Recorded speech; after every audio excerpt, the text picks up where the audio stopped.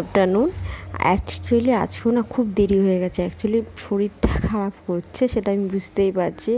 শরীর একটুও দিচ্ছে না, মনে হচ্ছে আজকে রাত্রে জবরদস্ত একটু মেডিসিন নিয়ে ঘুমাতে হবে, কারণ নেক্সট ডে প্রচুর কাজ আছে, সেগুলো করতে হবে। অলরেডি আমার সব কাজ ডান, মানে ঠাকুরের বাসন ধোয়ার থেকে শুরু করে সব কিছু।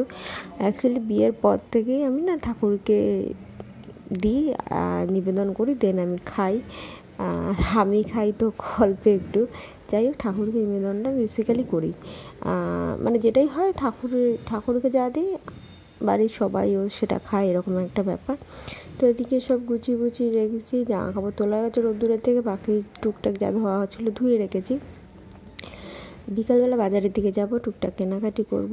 আর পছন্দ মতন ফুল বেশি পেলে তো আমি খুব খুশি হব, কারণ ফুলটা বেশি হলে আমার খুব ভালো লাগে। এখানে ডাল করেছি, এখানে আলু চিপস মতন ভেজেছি, আলুটাকে একদম পাতলা পাতলা করে।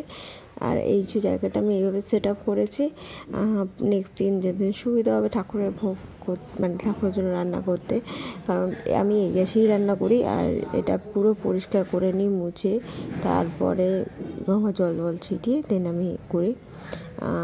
অনেকে অনেক কিছু বলতেই পারে, কিন্তু বিশেষ করো আমার ছোট জায়গা, যেহেতু ছোট জায়গায় যেভাবে দেওয়া হবে আমি সেইভাবেই করব। আর আজকাল এটাই হয় সব জায়গায় আমাদের এখানে, কারণ আলাদা করে গ্যাস ইউজ করার মতন জায়গা আমাদের এখানে কারোরই থাকে না, কারণ সবই জায়গাটা এত ছোট তাই।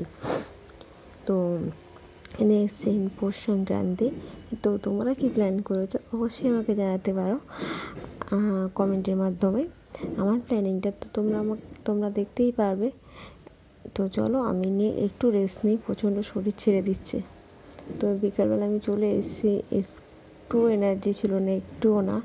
তো এইগুলো হলো, ভাবছি একটু ম্যাগিই খাবো, কারণ একটু ভাল লাগছে না, বিশেষ করে ভাত খেতেই পারছি না। তো সুন্দর রান্না করলাম, গরম গরম ভাত খেতে বসলাম, বিশেষ করে ভাতটা খেতেই পারছিল না, জোর করে খেয়েছি। কারণ আমার যদি বর নেই, যে বর থাকলে ও খেয়ে নিলেও ঠিক আছে, কিন্তু ওই যে ব্যাপারটা না, খাবারটা পরে নষ্ট হবে, অতগুলো খাবার নষ্ট হবে, তাই।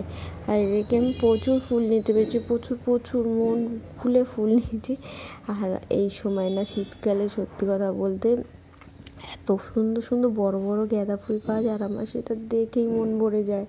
তো ওদের কাদের হয় তোমরা অবশ্যই জানো। আর এগুলো সব পরিষ্কার করে গোছাবো এখনকার মতো। ভিডিওটা এখানে এন্ড করছি, তোমরা ভালো থেকো।